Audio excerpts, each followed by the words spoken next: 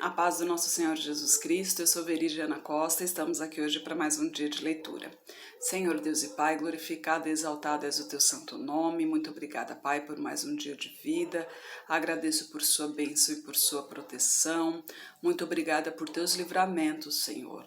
Nos abençoe nesta leitura, que cada palavra sua, Pai, entre em nossos corações, nos ensine, nos inspire e nos direcione sempre mais e mais a Ti, em nome de Jesus.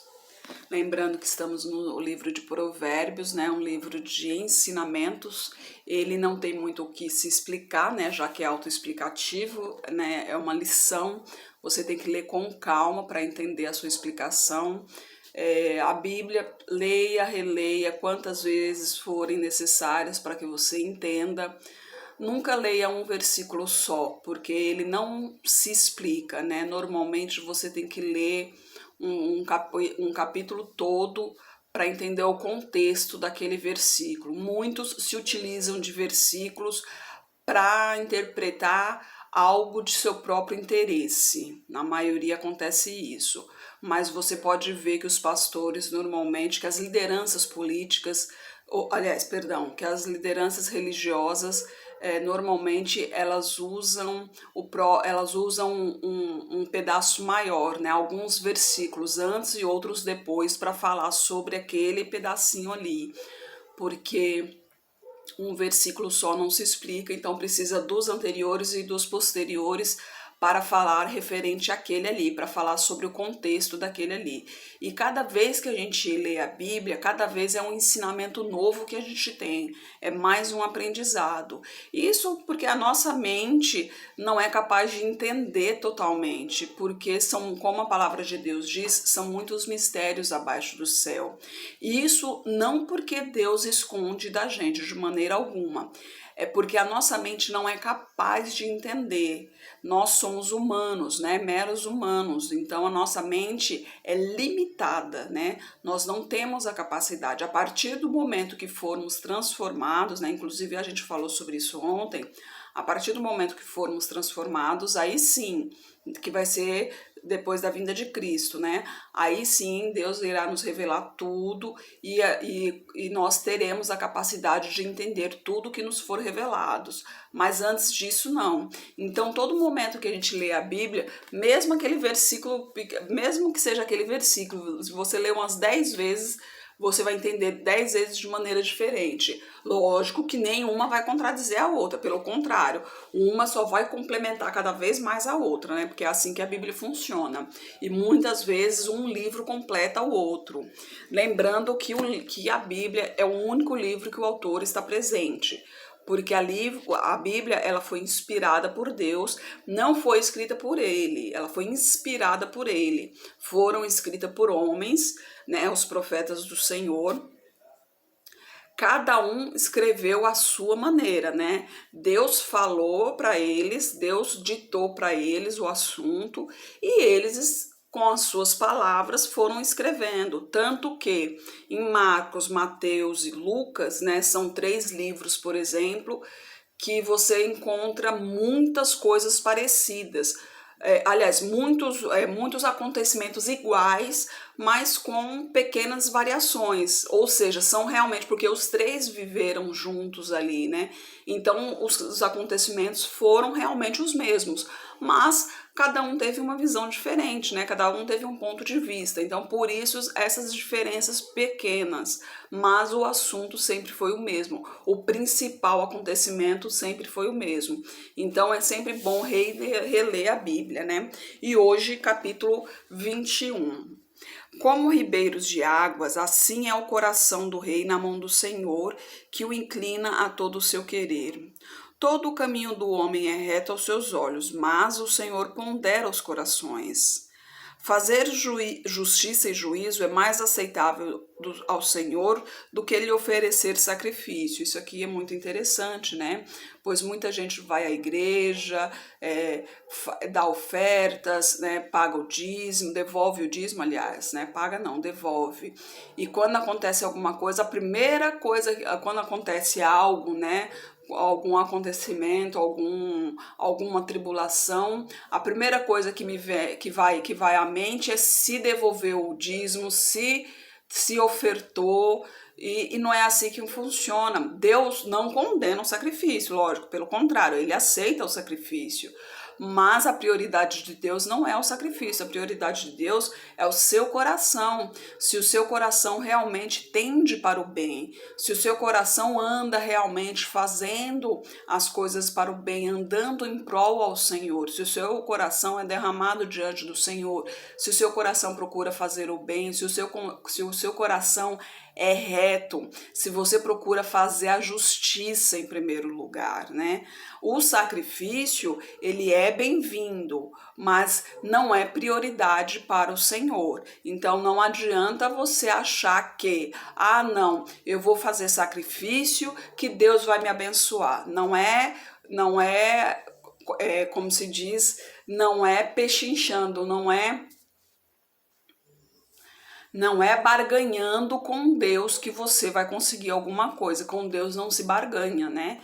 Ou você está com Deus, entrega a sua vida totalmente a Ele, entrega o seu coração a Ele, anda com Ele, anda pelos caminhos retos, fazendo justiça, seguindo os seus preceitos, ou você não está com Ele.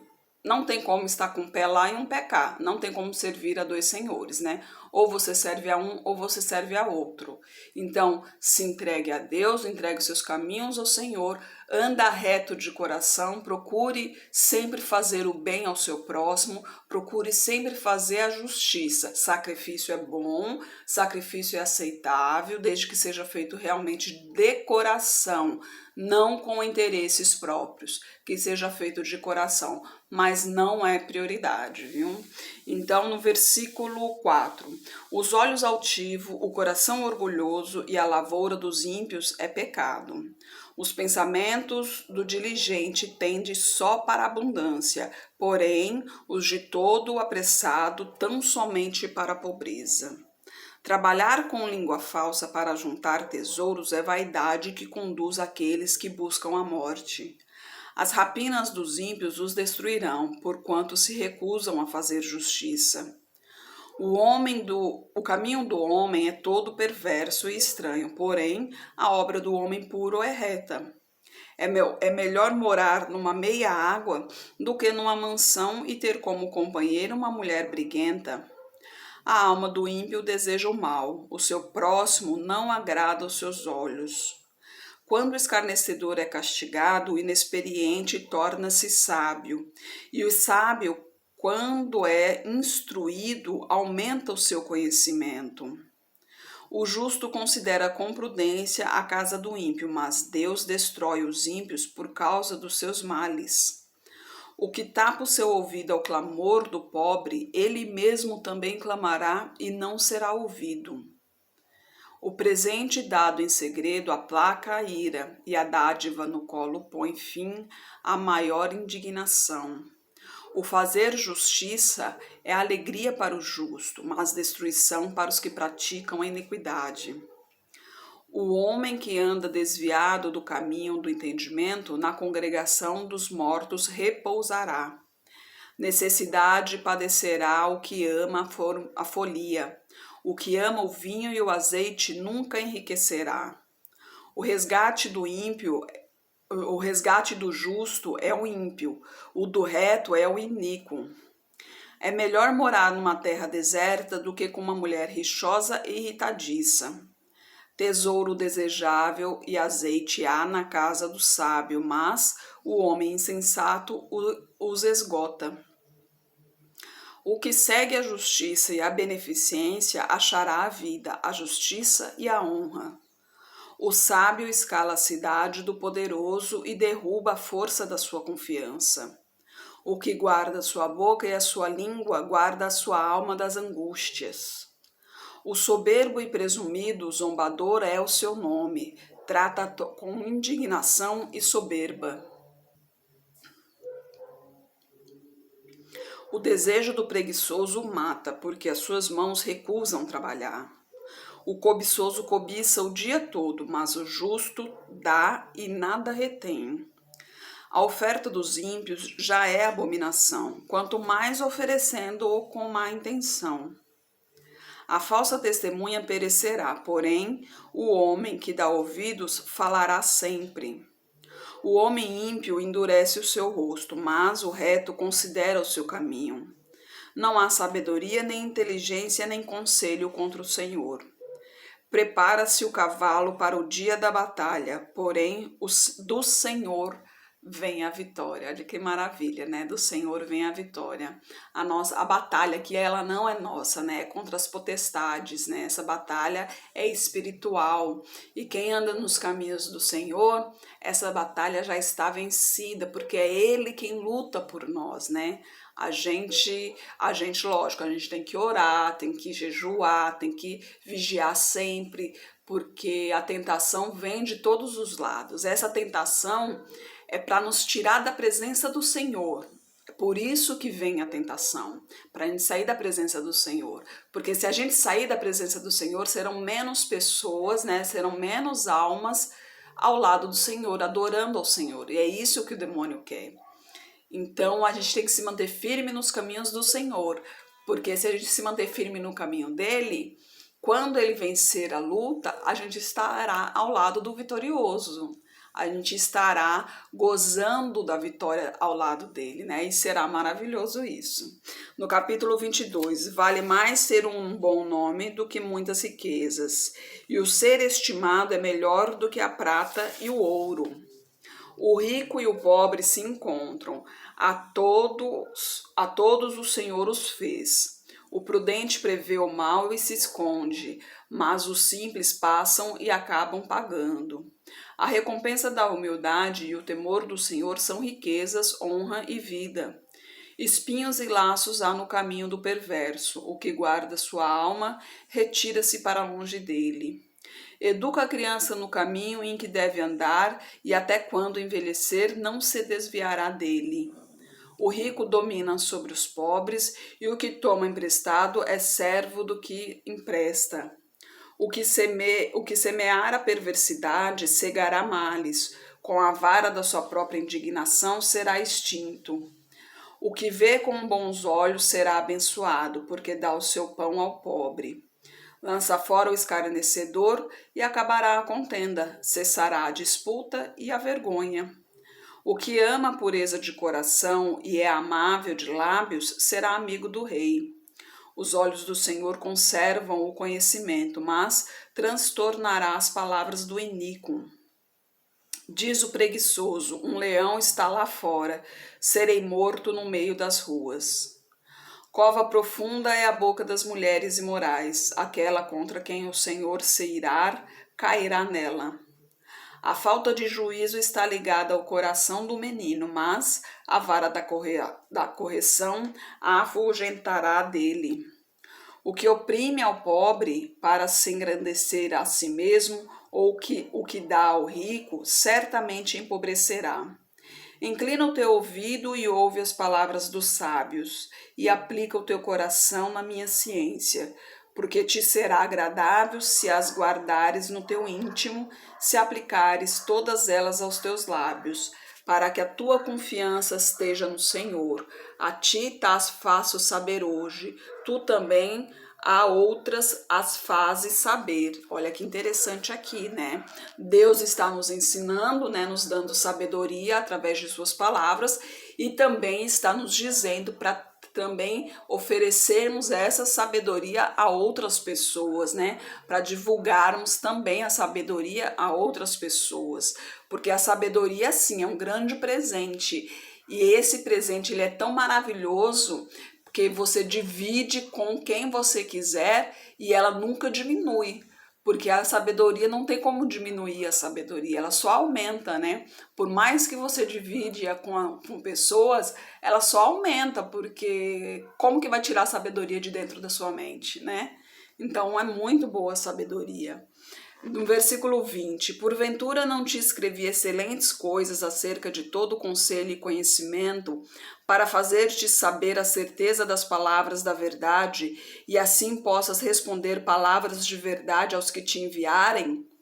Não roubes ao pobre, porque é pobre, nem atropeles na porta o aflito, porque o Senhor defenderá a sua causa em juízo, e aos que os roubam, e lhes tirará a vida.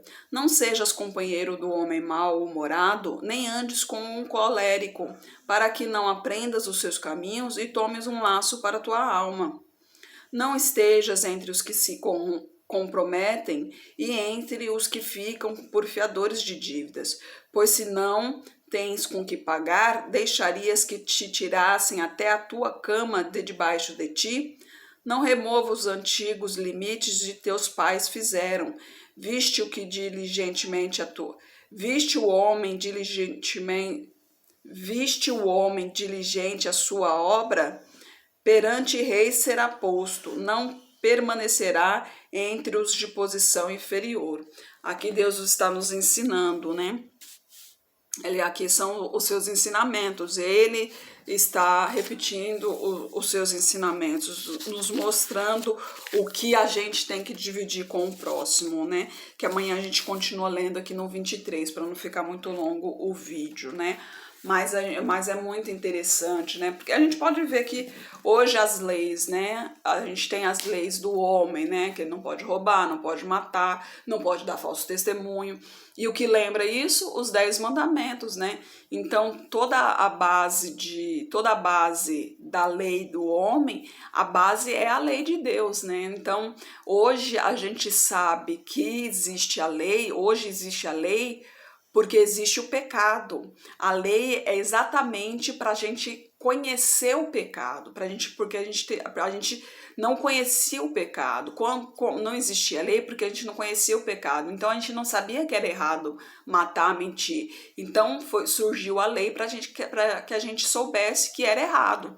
Porque sem a lei, como que a gente ia saber que era errado, né? Por isso Deus fez as leis, para que houvesse entendimento do que era certo, do que era errado, e para que houvesse, como se diz assim, houvesse ordenança de convivência entre as pessoas. Infelizmente, nem todo mundo as obedece, né? Isso desde antigamente até os dias de hoje, e vai continuar sendo assim, infelizmente, e a tendência é piorar cada vez mais, né? Porque o fim do mundo está aí, então muitos ainda virão, muitas coisas ainda acontecerão, e você vai ver ainda quando a gente chegar no livro de Apocalipse, que é o último livro da Bíblia. Ali vai falar sobre o fim do mundo, né, que está próximo, e ali você vai ver realmente que acontecerão muitas coisas ainda, né, muitas coisas tenebrosas. Por isso que a gente tem que se preparar desde já. Na realidade já era para estarmos preparados já há muito tempo, né, mas como Noé ele foi escolhido por Deus, né, para divulgar que o fim do mundo estava próximo, mas ninguém o ouviu, ninguém.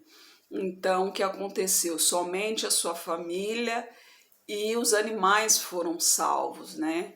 E todo o resto foram mortos, porque não ouviram a palavra do Senhor dizendo que o fim do mundo estava próximo, né? E o mundo se afundou em águas e todas as pessoas se afogaram. E agora, mais uma vez, está acontecendo, só que essa vez está aberto a todos, né? Todos nós temos a certeza de que realmente o fim do mundo está chegando. Então não é apenas uma pessoa que está divulgando a chegada do fim do mundo, são muitas pessoas, né? E mesmo assim tem muita gente que está brincando com Deus aí. Olha as coisas que estão acontecendo, muita gente brincando com Deus, muita gente achacoalhando, muita gente fazendo graça aí, muita gente tem até, nossa, me falta até palavras para dizer aí, muita gente fazendo graça, tirando sarro, muita gente falando o que não deve, né, blasfemando contra o nome do Senhor. E blasfema é uma coisa muito séria, né? Blasfemar contra Deus é uma coisa muito séria. e o fim do mundo realmente está chegando e a gente tem que se proteger. E a única maneira que a gente tem que se proteger é vestindo a armadura de Deus. E a armadura de Deus é essa aqui, é a gente conhecer a palavra do Senhor, porque ainda vai vir um anticristo, e o anticristo ele vai fazer milagres também, como se fosse Jesus Cristo, às vezes até mais milagres do que o próprio Jesus Cristo. Então, muitos que andam no caminho do Senhor, eles serão enganados também. Muitos dos filhos do Senhor serão enganados, achando que aquele será Jesus Cristo e não será Jesus Cristo, será o anticristo. Então a gente tem que realmente tomar muito cuidado, né? Por isso eu insisto, aliás, por isso Deus insiste, vigiai e orai, porque a gente tem que estar vigilante 24 horas por dia, 7 dias por semana. Tá, exagero, tudo bem. Mas realmente tem que exagerar mesmo. A gente tem que estar de olho 24 horas por dia. A gente está dormindo, mas não esqueça de pedir para Deus velar o teu sono, protegê-lo enquanto você dorme. Porque enquanto você dorme, o demônio está ali ao seu redor também. Você acha o quê? Você acha que você está dormindo, o demônio está dormindo também? Não, ele está ali ao seu redor, está maquinando maneiras de te atingir. Então a gente tem que pedir para Deus também nos proteger durante o sono. A gente tem que estar alerta o tempo todo, porque o fim do mundo está chegando e olha que o negócio vai ser feio. O negócio, eu não quero assustar ninguém, mas é a verdade, né? Como dizem, a verdade dói. Não estou aqui para passar a mão na cabeça, não estou aqui para dizer, vai dar tudo certo. Realmente, vai dar tudo certo. Mas antes de dar tudo certo, a luta vai ser grande. Para haver vitória, tem que ter luta.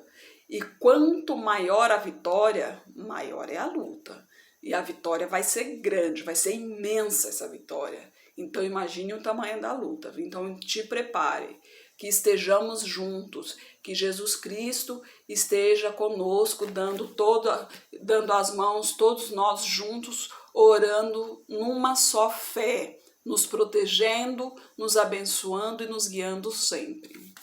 Santo Deus, Pai, Todo-Poderoso, Glorioso és, Senhor. Muito obrigada, Pai, por tuas palavras. Muito obrigada, Senhor, pelos teus ensinamentos, Pai. Nós necessitamos de Ti, Senhor, nos direcione, Pai. Sabemos que o fim do mundo está chegando, Senhor, e ainda estamos perdidos, Pai. Não somos nada sem Ti, Senhor. Nos ensine mais, Pai. Que a Tua palavra entre em nossos corações, Senhor. Abra nossos olhos, abra nossas mentes, Pai. Tira a venda dos nossos olhos, Senhor. Que abra os nossos olhos espirituais para enxergarmos tudo que realmente é referente a Ti, Senhor. Para enxergarmos o mal, para nos desviarmos dele, Pai. Necessitamos de Ti, Senhor. Eu peço que esteja com essa pessoa que está orando comigo. Não sei o que lhe aflige, Pai, mas o Senhor sabe. Tira dela todo o mal, Senhor. Todo problema de saúde caia por terra agora, Pai. Que o Teu espírito de saúde esteja nela agora, Senhor. O Teu espírito de cura derrama sobre ela, Pai. Derrama sobre ela, caia por terra todo o mal, Senhor. Todo o trabalho seja desfeito agora, Pai. Todo mal que seja desfeito agora em nome de Jesus, Senhor. Toda humilhação caia por terra em nome de Jesus, Pai.